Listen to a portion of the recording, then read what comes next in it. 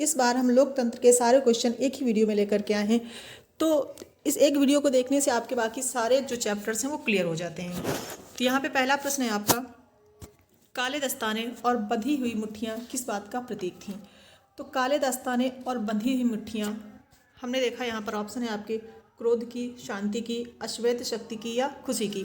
तो काले दस्ताने और बंधी हुई मुट्ठियाँ अश्वेत शक्ति की प्रतीक हुआ करती थीं। अमेरिकी सामाजिक विभाजन के क्या कारण थे? जो अमेरिका में सामाजिक विभाजन था उसके कारण बताया है, अमीर और गरीब, आधुनिक तथा रूढ़िवादी, श्वेत और अश्वेत, उपरोक्त में से कोई नहीं। तो अमेरिकी समाज में जो विभाजन का मुख्य कारण था वह था वहाँ की जनता का श्वेत या अश्वेत होना।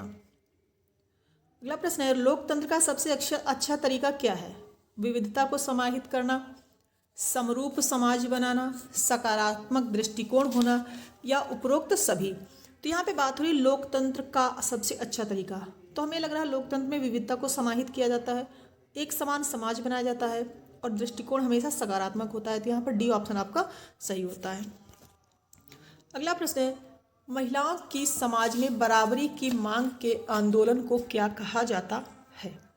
महिला मुक्ति आंदोलन, नारीवादी आंदोलन, स्त्री शक्ति या उपरोक्त में से कोई नहीं।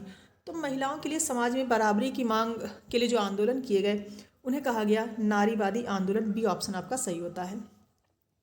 धर्म ही सामाजिक समुदाय का काम करता है, यह मान्यता किस पर आधारित है?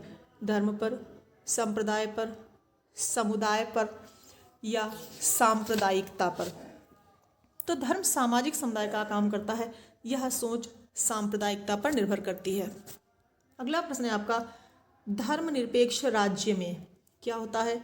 धर्म का कोई स्थान नहीं होता है, एक राष्ट्र एक धर्म में विश्वास होता है, केवल बहुसंख्यक वर्ग के धर्म को मान्यता होती है, सभी धर्मों को समान समझा जाता है। तो यहाँ पे बात हो रही थी धर्मनिरपेक्ष राज्य में धर्म का कोई स्थान नहीं होता है, एक धर्म का कोई स्थान नहीं होता है, इसमें धर्म की बात हुई है। एक राष्ट्र एक धर्म में विश्वास होता है, तो ये धर्मनिरपेक्ष में नहीं होता है, केवल बहुसंख्यक। तो धर्मनिरपेक्ष में बहुसंख्यक और अल्पसंख्यक का कोई मुद्दा नहीं होता है। यहाँ पर डी ऑप्शन आपका सही होता है, सभी धर्मों को समान समझा जाता है। लोकतंत्र की जड़ें किस प्रकार मजबूत होती हैं? परस्पर सामंजस्य से, जन विरोधी गतिविधियों के द्वारा या जन आंदोलनों द्वारा, धरना प्रदर्शनों के द्वारा।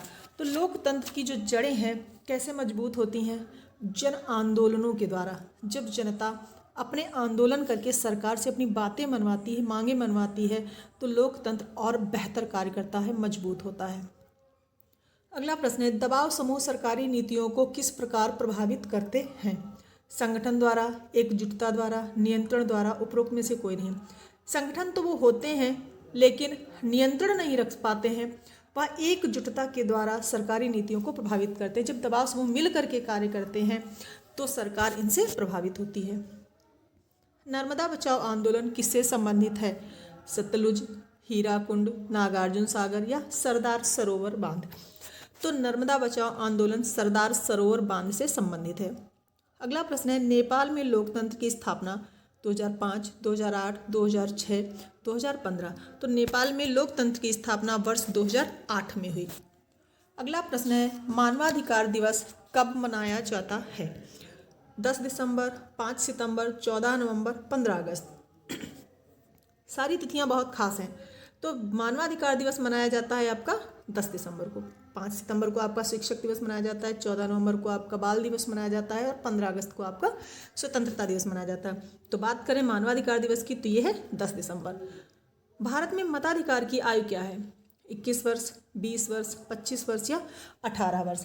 तो मताधिकार की आयु भारत में कितनी है? ये है 18 वर्ष। डी ऑप्शन आपका सही होता है। अगला प्रश्न है, लोकतांत्रिक व्यवस्था में लोगों को अधिकार प्राप्त है क्या करने का? स्वयं राज्य करने का, अपनी सरकार चुनने का, शासन व्यवस्था ठीक करने का या कोई नहीं। तो लोकतांत्रिक शासन व्यवस्था में लोगों को अपनी सरकार चुनने का अधिकार प्राप्त है।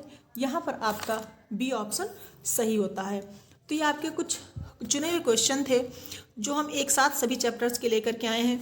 इनको आप पढ़िए, आशा है कि आपको इससे लाभ मिलेगा। Thank you.